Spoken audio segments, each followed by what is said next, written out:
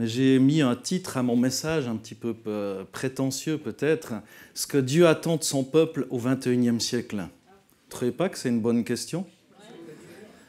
C'est peut-être prétentieux aussi, il y aurait beaucoup de choses à dire et je ne prétends pas du tout d'être exhaustif parce que vous y seriez encore la semaine prochaine, jusqu'au cours B.A.B.A. j'imagine, et voilà, on a besoin de libérer la salle pour les autres activités du culte, mais on va dire quand même quelques éléments par rapport à ce thème, ce que Dieu attend de son peuple au XXIe siècle.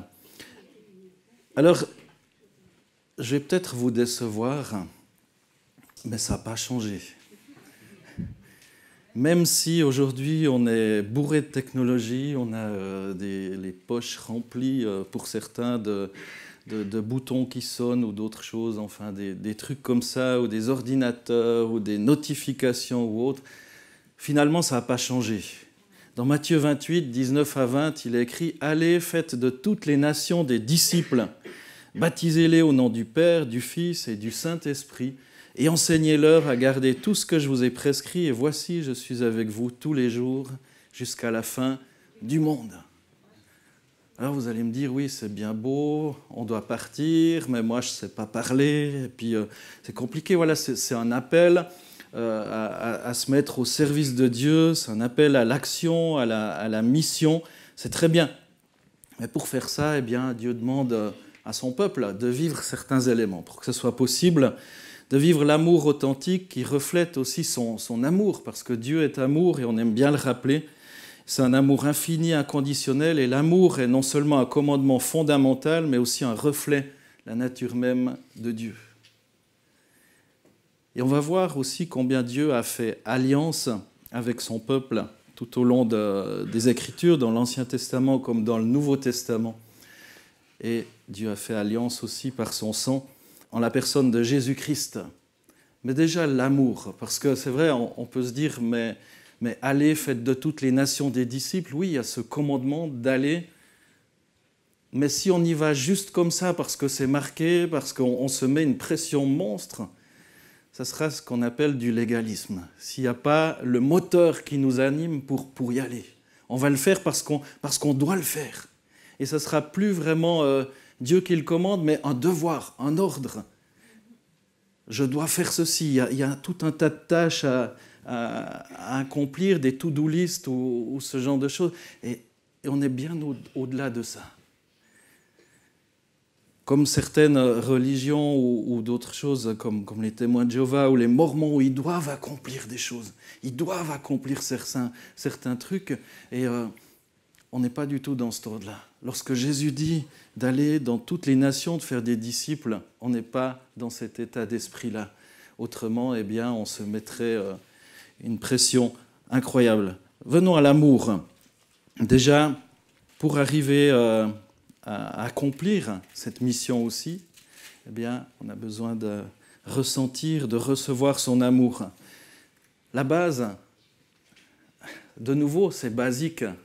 Forcément, la base, c'est basique, c'est aimer Dieu de tout son cœur, de toute son âme, de toute sa force. Et c'est le plus grand commandement dans Matthieu 22, 37 à 38. Jésus dit, tu aimeras le Seigneur ton Dieu de tout ton cœur, de toute ton âme, de toute ta pensée. C'est le premier et le plus grand commandement. Ça signifie que notre amour pour Dieu doit être total et sincère, prioritaire sur toute autre affection. Aimer Dieu de tout notre être, ça veut dire que on doit transpirer de l'amour de Dieu. Je ne sais pas, c'est peut-être la seule transpiration qui sent bon. Mais pour ça, il faut une relation intime avec Dieu. Et Dieu désire qu'on recherche sa présence et qu'on ait une communion avec lui. Et que notre amour pour lui soit notre première motivation dans la vie. On a tellement de motivations, tellement de choses qui nous mettent en mouvement, tellement d'envie, de voyage, de ceci, on fait des plans, on peut se dire « Ah, encore tant d'années, puis je serai à la retraite, puis j'aurais pu économiser, puis enfin, je vais pouvoir faire tous les voyages que je n'ai pas pu faire, ou plein de trucs, des rêves. » Et cet amour pour Dieu doit influencer aussi tous les aspects de notre vie. Encore bien plus que tous les projets qu'on peut faire, des plans qu'on peut faire pour faire ceci, pour faire cela.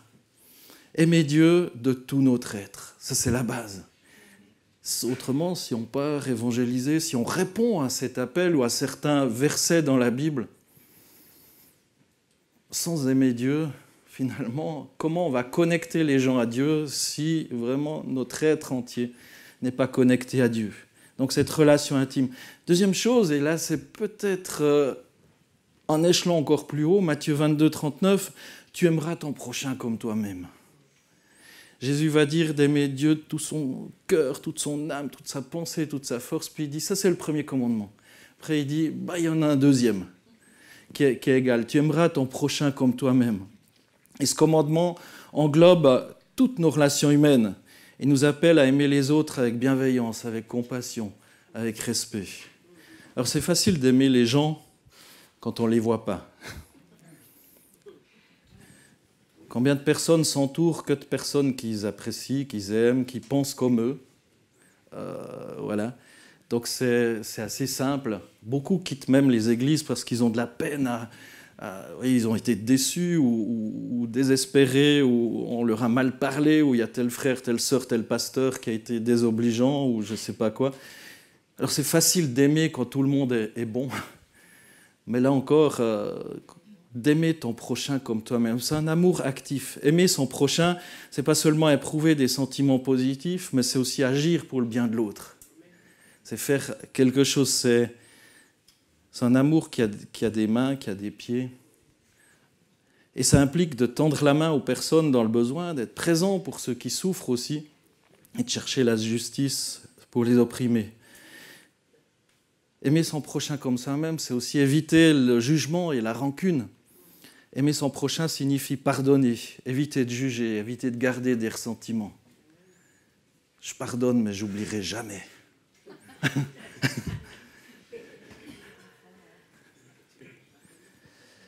Ça nous fait sourire, mais c'est tellement dans notre nature humaine. Je ne suis pas en train de faire de la provocation, mais c'est tellement pas naturel d'être comme ça, qu'on a besoin du surnaturel de Dieu pour y arriver. Parce que par notre propre nature, autrement, c'est que des efforts. On va te dire d'aimer Dieu de tout ton cœur, toute ton âme, toute ta force, toute ta pensée. Déjà, c'est juste incroyable. Puis après, on te dit d'aimer ton prochain comme toi-même.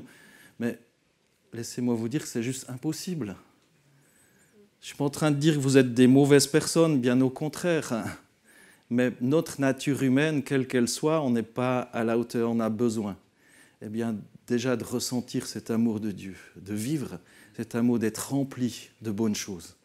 Si on se laisse encombrer par tellement d'autres choses, d'autres informations, eh bien ça va être compliqué de manifester vraiment tous les dons, tous les fruits de l'esprit. Dans Luc 6, 37, Jésus dit « Ne jugez point et vous ne serez point jugés, ne condamnez point et vous ne serez point condamnés, pardonnez et vous serez pardonnés. »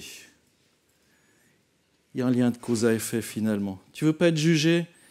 Des fois, on peut entendre, on peut avoir la fausse impression ou la vraie impression. Ça peut être des fois objectif, subjectif, mais on me juge. Et combien de fois, nous-mêmes, des fois, on ne se rend pas compte, et si on est honnête, on se dit, on a peut-être telle pensée sur telle personne, tel frère, telle sœur, tel membre de notre famille aussi.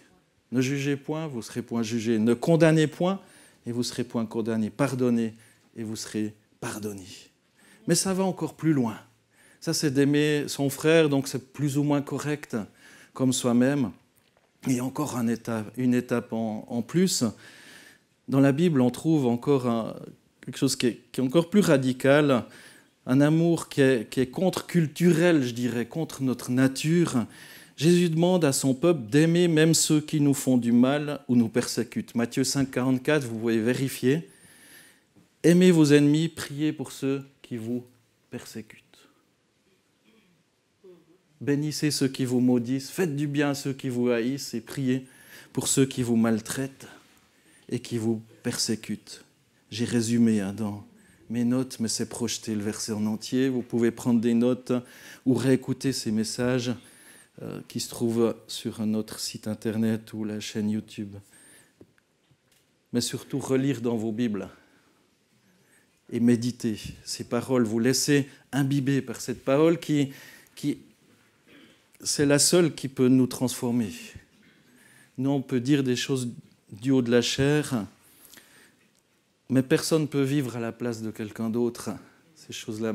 Et il n'y a que le Saint-Esprit qui peut rendre vivant toutes ces paroles, toutes ces choses, tous ces propos, tous ces versets. Autrement, c'est impossible. On ne peut pas vivre ces choses par procuration. Et cet amour, tel que mentionné là, dépasse toutes les attentes humaines, nous appelle à refléter le caractère de Dieu. C'est juste impossible. En tout cas pour moi. Pour moi, c'est impossible. Prier pour ceux qui nous nuisent, aimer ses ennemis, signifie aussi prier pour eux et leur souhaiter la réconciliation avec Dieu. Je pense pour vivre une vraie paix entre nous, on a besoin de venir à la base, c'est-à-dire d'aimer Dieu.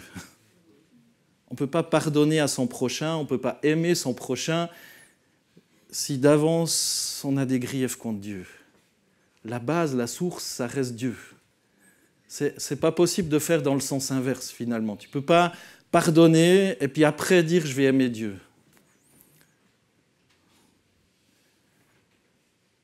C'est pas complet. Ça, pour ma part, c'est mettre les choses à l'envers. On a besoin de recevoir déjà le pardon, la grâce et l'amour de Dieu pour que ça puisse se couler, pour que ça puisse couler sur les autres. Et ça nous libère de l'amertume, ça démontre la puissance transformatrice de Dieu. Il y a autre chose encore, c'est d'aimer avec des actes. Aimer avec des actes et pas seulement en parole. Un amour pratique, sincère. Dans 1 Jean 3, 18, il a écrit « Petits enfants, n'aimons pas en parole et avec la langue, mais en action et avec la vérité. » Et avec vérité. Petits enfants. Dieu nous considère comme des enfants, comme des fils et des filles. N'aimons pas juste en parole. C'est facile de dire « j'aime tout le monde ». J'aime tout le monde, mais si possible, j'aimerais pas te voir trop souvent. Mais en action et avec vérité. De nouveau, c'est un amour qui a des mains, qui a des pieds et qui se vérifie. Dieu appelle son peuple à un amour authentique qui se manifeste par des actes concrets. Et pour accomplir la mission de Dieu, eh bien, il nous faut l'amour. D'accord, ça c'est le premier point que j'avais à cœur de partager. Pour pouvoir aller dans ce monde, on a besoin de cet amour tel que décrit. Vous pouvez le développer à souhait. Je vous laisse développer ce point. Mais le moyen pour parvenir à accomplir la mission, le mandat que Dieu nous donne, là encore au XXIe siècle, c'est quoi ? Désolé, ça reste le même depuis 2000 ans, c'est la croix. C'est la croix. Je crois qu'on en a entendu un petit peu parler ce matin. Ça n'a pas changé. Ça n'a pas changé, c'est toujours la prédication de la croix. Et ça restera toujours la prédication de la croix. On peut l'enrober de mille et une manières si on n'en revient pas à la croix. Même si la croix dérange, tout le reste, ça va conduire à peut-être travailler des émotions. On va être touché dans nos émotions, on va ressentir, il y aura... Mais ça ne va pas conduire vraiment à une repentance. La croix, premièrement, c'est la démonstration suprême de l'amour de Dieu. Comment comprendre l'amour de Dieu si on n'en vient pas à la croix ? L'amour inconditionnel de Dieu. La croix révèle la profondeur de l'amour de Dieu pour nous. Dans Romains 5, verset 8, il est écrit « Mais Dieu prouve son amour envers nous en ce que lorsque nous étions encore des pécheurs, Christ est mort pour nous. » Christ est mort pour nous, Romains 5, 8. La croix nous rappelle que Dieu nous aime tellement qu'il a envoyé son Fils unique pour mourir à notre place. Moi, ça me dépasse complètement. J'ai 4 enfants, mais ça ne me viendrait pas à l'idée. Bon, maintenant, ils sont grands, ils sont adultes, ce serait difficile, mais Jésus était adulte, était grand, et il est de toute éternité. C'est difficile de comparer, mais c'est juste incroyable. Comment comprendre l'amour de Dieu si on n'en revient pas à la croix ? Comment ? Si on ne comprend pas ça. La croix nous rappelle que Dieu a payé à notre place, que Dieu nous aime. La croix, c'est la réponse de Dieu au péché, la gravité du péché. La croix nous montre à quel point le péché est sérieux aux yeux de Dieu. Oui, autrement, c'est pas grave, finalement, un petit péché par-ci, un petit péché par-là. Mais la croix, ça nous montre vraiment quelque chose d'horrible. Heureusement, elle est vide, il y a pas... Jésus est descendu de la croix. Il a été mis dans le tombeau, il est ressuscité. Mais la croix, c'est un châtiment absolument horrible. Les gens agonisaient. Ils étaient étouffés parce que, avec la pression comme ça, ils mouraient asphyxiés. Et ça pouvait durer jusqu'à 3 jours.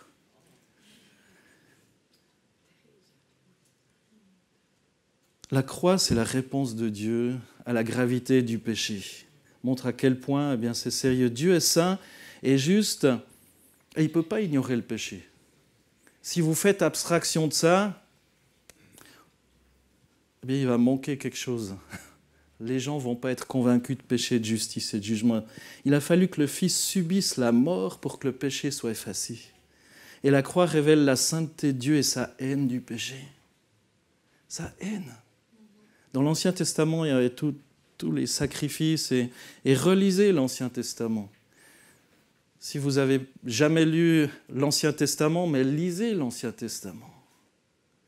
Et vous allez dire, mais c'est horrible, tous ces trucs, tous ces machins et les sacrifices. Et vous lisez en parallèle le Nouveau Testament. Et vous dites, tous ces sacrifices, finalement, ont été accomplis en une personne, en Jésus-Christ. Et il n'y a plus besoin de faire de sacrifices par la grâce de Dieu, merci Seigneur. Il a payé une fois pour toutes, pour tout ce qui était avant et pour tout ce qui est sa période et tout ce qui est après. Il a payé par anticipation aussi. Mais ça nous révèle la gravité du péché. La croix révèle la sainteté de Dieu et sa haine du péché. On ne peut pas s'approcher de Dieu autrement. La croix, c'est le lieu de la réconciliation avec Dieu. Pour pouvoir aimer Dieu, il faut en être réconcilié. Être réconcilié avec. Réconcilié entre Dieu et l'humanité. À cause du péché, il y a une séparation qui s'est installée entre Dieu et les hommes. Et la croix, c'est le moyen que Dieu a choisi pour rétablir cette relation brisée. Dans Colossiens 1, verset 20, il est dit que Dieu a voulu réconcilier par Christ toutes choses avec lui, ayant fait la paix par lui, par le sang de sa croix.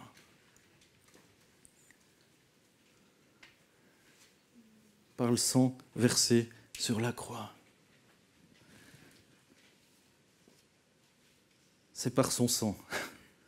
Il n'y a pas d'autre moyen, mes frères et sœurs. On peut essayer d'enrober, de rendre agréable le salut, mais ce n'est pas agréable. C'est une mort à soi-même et c'est surtout une mort de notre Sauveur. Mais Dieu nous a réconciliés. Et ça nous ouvre cet accès direct aussi à Dieu. La croix, c'est ce lieu de réconciliation. Par la croix, le voile du temple a été déchiré. Ça symbolise qu'on a désormais accès avec Dieu. Ça se trouve dans Matthieu 27. Vous pouvez lire ça si vous voulez ou si vous prenez des notes. On n'a plus besoin d'intermédiaire car Jésus est notre grand prêtre et son sacrifice parfait nous permet de nous approcher de Dieu avec confiance.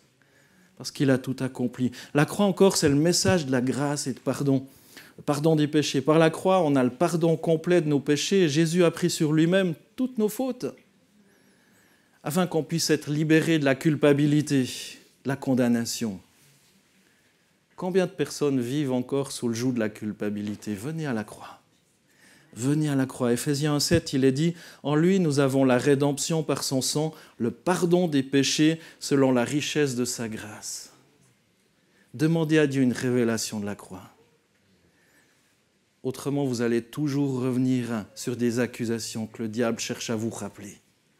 Souvenez-vous de la parole de Dieu qui dit que si nous confessons nos péchés, il est fidèle et juste pour nous les pardonner, pour nous délivrer de toute injustice. Souvenez-vous de la parole de Dieu, lisez-la. Nourrissez-vous de cette parole de Dieu. Moi, je ne peux pas la lire à votre place. On a besoin de lire la parole de Dieu, de lire, de relire. Même si vous n'aimez pas lire, lisez la parole de Dieu quand même, parce que si vous aimez Dieu, vous allez chercher à apprendre à le connaître. Quand on aime quelqu'un, on a envie de le connaître, on a envie de savoir qui il est, on a envie de savoir ce qu'il aime. Pensez à la personne qui est la plus chère sur cette terre, humainement parlant, pour vous. Et vous allez tout faire pour apprendre à la connaître, pour passer du temps avec. c'est pas pénible, c'est pas compliqué. On a envie de cette proximité. Et même si vous n'aimez pas lire, tellement votre amour pour Dieu, vous avez envie de le connaître, de savoir ce qu'il aime, ce qu'il n'aime pas, lui faire plaisir. Il n'y a pas d'autre moyen de nouveau. Dieu s'est révélé par sa parole. Il est la parole faite chair. Dieu s'est révélé par son esprit. Autrement, on devient comme ça mystique, on croit certaines choses qu'on a entendues, qu'on a vues, tel message, même ce que je vous raconte. Vérifiez dans la parole de Dieu. Autrement, vous allez dire « Ouais, c'était bien, ça nous a touchés, ça a touché nos émotions. » Mais ce n'est pas le fait, un message est bon, ce n'est pas parce qu'il a touché nos émotions, parce qu'on a versé une petite larme, qu'il est bon. Ça ne fait pas de ça. Mais c'est parce qu'il est foncièrement biblique. Foncièrement biblique. La croix. En lui, nous avons la rédemption par son sang, le pardon des péchés selon la richesse de sa grâce. La croix, c'est encore un appel à la repentance et à la foi. La nécessité de la repentance. La croix nous appelle à reconnaître notre péché et de nous tourner vers Dieu avec un cœur de repentance. Pierre va dire dans Actes 3, 19, « Repentez-vous et convertissez-vous pour que vos péchés soient effacés. » Repentez-vous. C'est le message qui se trouve dans la Bible. Lisez dans Actes 3, 19. On aime bien dire, des fois on entend, il faut vivre comme aux Actes des Apôtres. Ben ça aussi, c'est dans les Actes des Apôtres. Repentez-vous et convertissez-vous. Se repentir, il y a un acte, il y a une action, il y a quelque chose, il y a un brisement. Et se convertir, ça veut dire que désormais, je vais prendre une autre direction. Ça me coûte. Ça me coûte dans mes choix. Ça me coûte dans mes relations peut-être. Ça me coûte peut-être parce que des gens ne vont pas comprendre que tout à coup, il y a certaines choses que je ne pratique plus, je ne fais plus. Ça coûte. Il y a une action. Et ce n'est pas forcément facile, mais c'est parce qu'on reçoit cet amour de Dieu, eh bien qu'on est poussé à la repentance. La prédication de la croix invite chacun à un changement de cœur et de vie. La croix, c'est aussi une puissance de transformation de vie. La croix, ce n'est pas seulement une solution au péché, c'est aussi une puissance pour transformer nos vies. En croyant en Christ, eh bien, on devient une nouvelle création.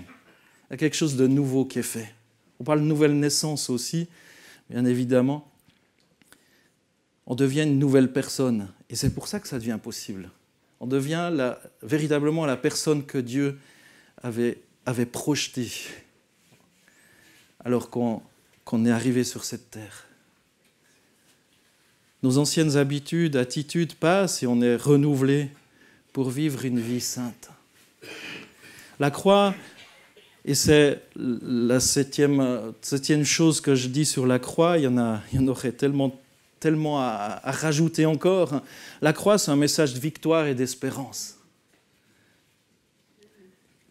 Même si j'ai dit tout à l'heure que c'était atroce, c'était horrible, c'était un lieu de souffrance, mais en même temps, c'est tout son contraire, c'est un lieu de victoire et d'espérance. À travers la croix, Jésus a triomphé de la mort, du péché et de Satan. Et la résurrection prouve que Jésus a remporté la victoire finale. Et je vous ai partagé le « tout est accompli », tout est payé. Christ a tout payé, tout payé. C'est réglé, la note est payée, totalement. La résurrection prouve que Jésus a remporté cette victoire et on partage cette victoire avec lui. On fait nôtre cette victoire de Jésus. Et dans Colossiens 2,15, il est dit que Jésus a dépouillé les dominations et les autorités en triomphant d'elles par la croix. Et la croix, c'est encore une alliance. C'est une alliance que Dieu a fait avec l'humanité. Une nouvelle alliance par son sang.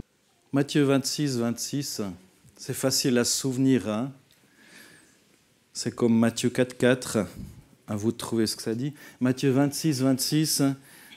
Pendant qu'il mangeait, Jésus prit du pain et prononça la prière de bénédiction, puis il le rompit et donna aux disciples en disant « Prenez, mangez, ceci est mon corps. » Il prit ensuite une coupe et remercia Dieu. Puis il la leur donna en disant « Buvez-en tous, ceci est mon sang, le sang de la nouvelle alliance qui est versé pour beaucoup pour le pardon des péchés. » Le sang de la nouvelle alliance. Il y a l'ancienne alliance et son sang est une alliance. Alors la croix, oui, c'est toutes ces choses. Une petite chose que j'ai relevée, vous pouvez en rajouter. si vous êtes curieux et que vous voulez creuser ce point, parce que peut-être vous avez besoin d'une nouvelle révélation sur la puissance de la croix, tout ce que c'est. Alors je vous ai parlé de l'amour de Dieu, je vous ai parlé de la croix, j'aimerais parler, pour terminer, de la sanctification. La sanctification. Et c'est là où j'en viens à 1 Pierre 1,16, qui nous dit, en effet, il est écrit, vous serez saints, car je suis saint. Oui. Les croyants sont encouragés à se rappeler qu'ils ont été appelés à refléter le caractère de Dieu dans leur vie. Être saint. On est souvent, c'est un peu biaisé comme terme parce qu'on parle des saints, il y avait 1er novembre, voilà, ou d'autres choses comme ça. C'est un peu biaisé. Et vous serez saints, ça ne veut pas dire que vous serez morts. C'est des gens qui sont mis à part pour Dieu. C'est des gens bien vivants. Vous serez saints. Vous serez mis à part de ce monde finalement. Vous penserez, agirez, aimerez comme d'autres. Et les croyants sont encouragés à se rappeler qu'ils sont mis à part pour refléter la gloire de Dieu, pour aimer, pour se souvenir aussi de cette alliance dans le sang de Jésus.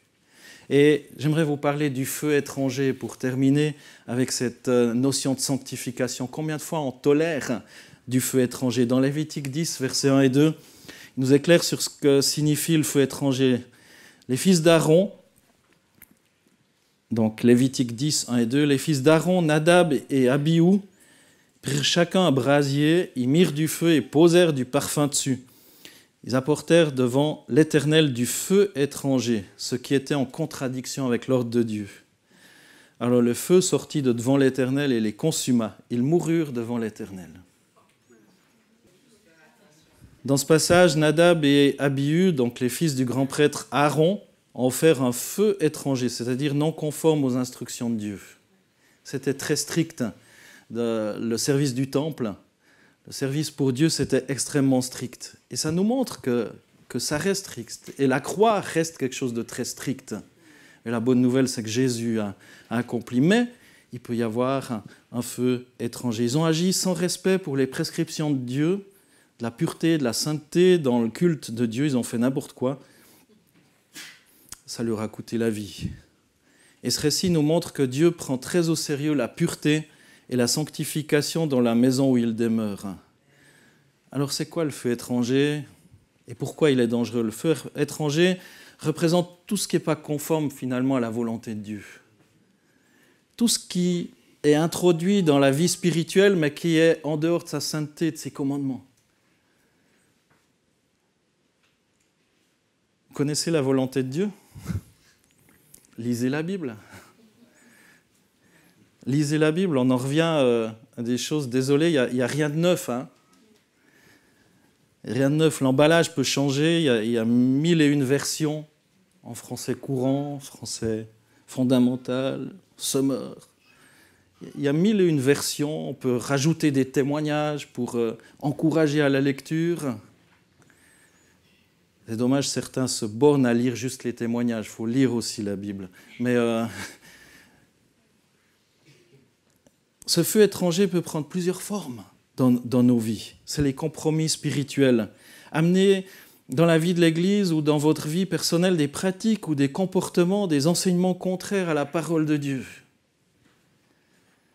Je ne vais pas vous faire de liste. Trouvez dans la Bible, ça se trouve. Qui cherche trouve, nous dit la parole de Dieu aussi. Hypocrisie, le péché caché aussi, lorsqu'on a une vie double, on laisse un feu étranger dans notre cœur, là où Dieu devrait résider en pureté. L'orgueil, l'autosuffisance, c'est aussi comme un feu étranger lorsqu'on se présente devant Dieu sans humilité. Pensons qu'on peut faire les choses à notre manière sans suivre ses directives.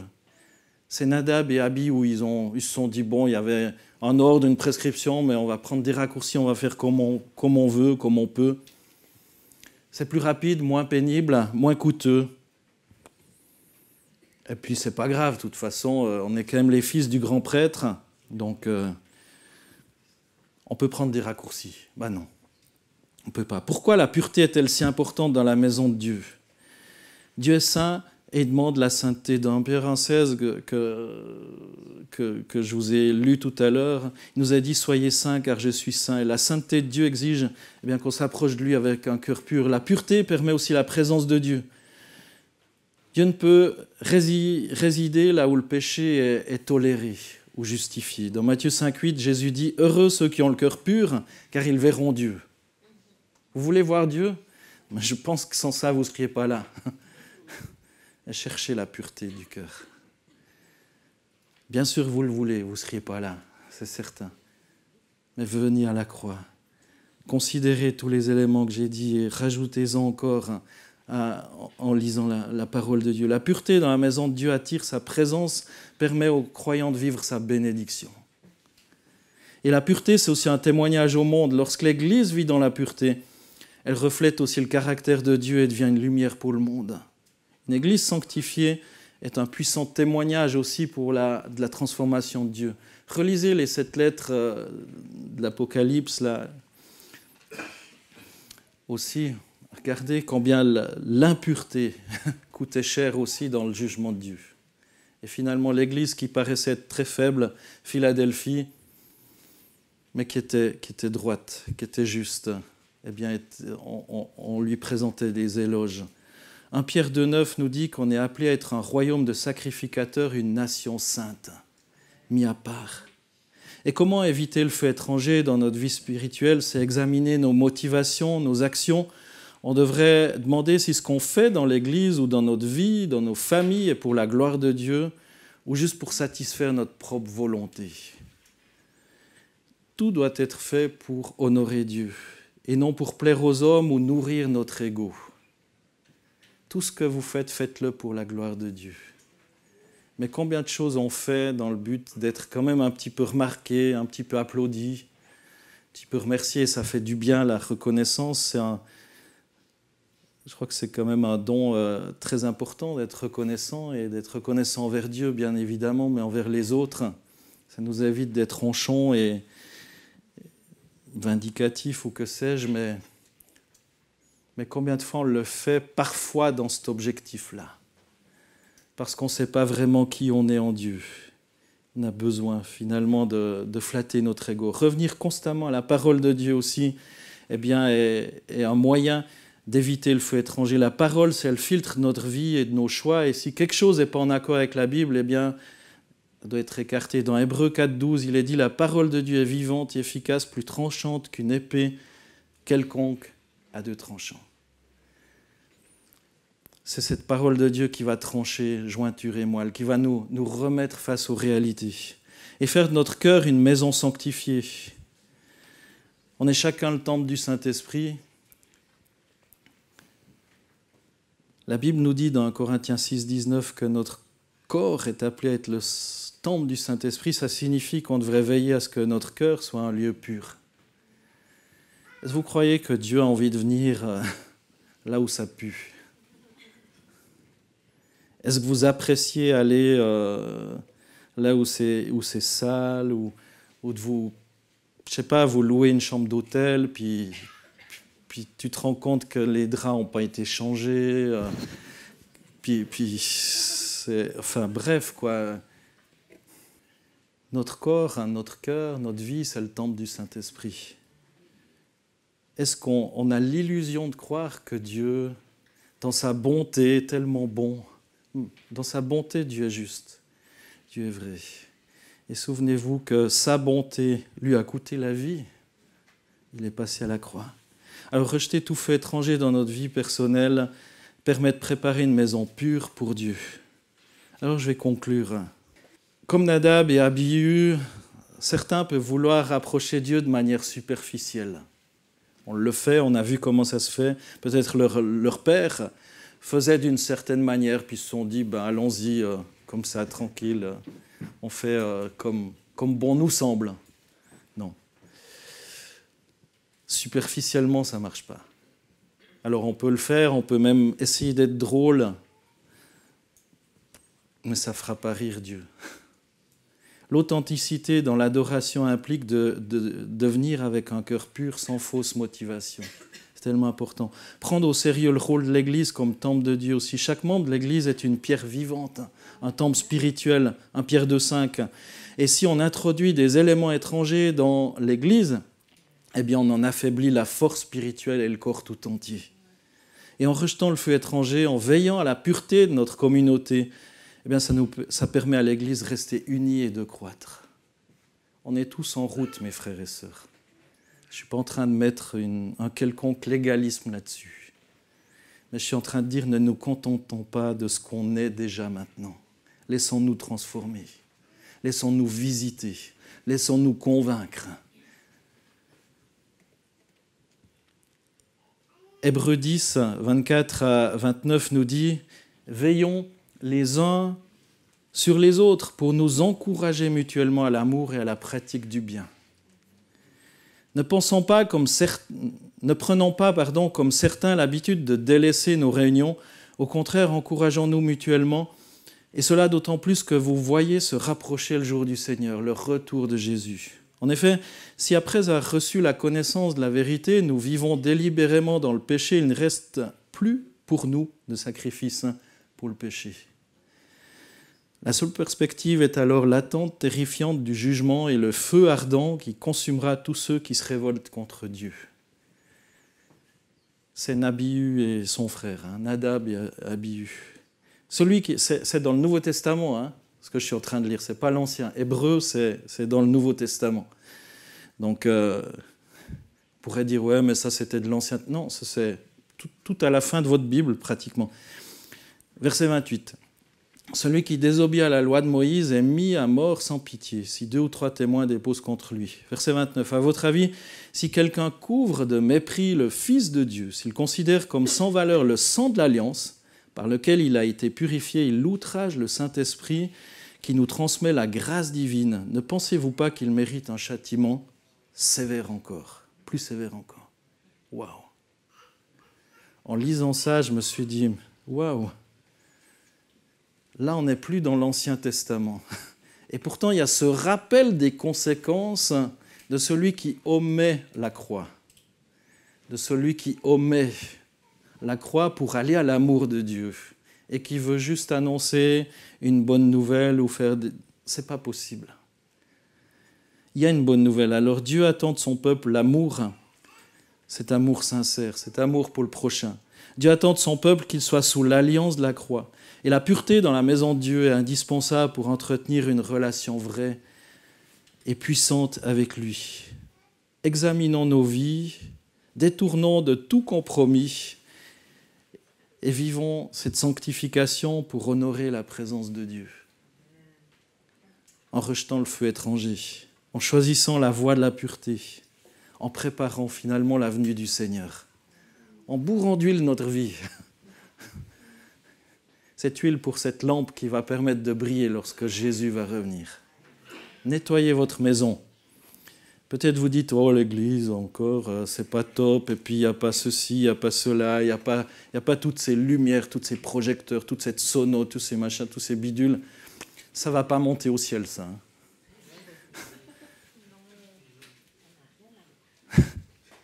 Ça, c'est que de l'enrobage pour chercher... Alors, je ne dis pas qu'il ne le faut pas, bien évidemment. Ce n'est pas ça que je suis en train de dire. Mais tout ça, c'est de l'enrobage. Chérissons le contenu. Chérissons le contenu. Amen. Gloire à Dieu. J'aimerais juste vous donner l'occasion de répondre à ce message tellement important pour progresser dans notre foi. Pour progresser, juste dire, mais oui, j'ai besoin de cet amour de Dieu, mais me rends compte que j'ai besoin d'une nouvelle révélation de la croix, la puissance de la croix. Peut-être, tu te dis, mais j'ai laissé un feu étranger dans ma vie.